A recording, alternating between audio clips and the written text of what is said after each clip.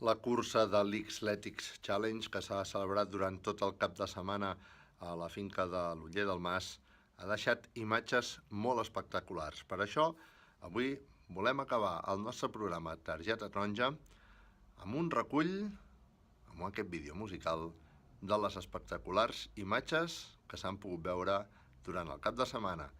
Fins la propera. Adéu-siau.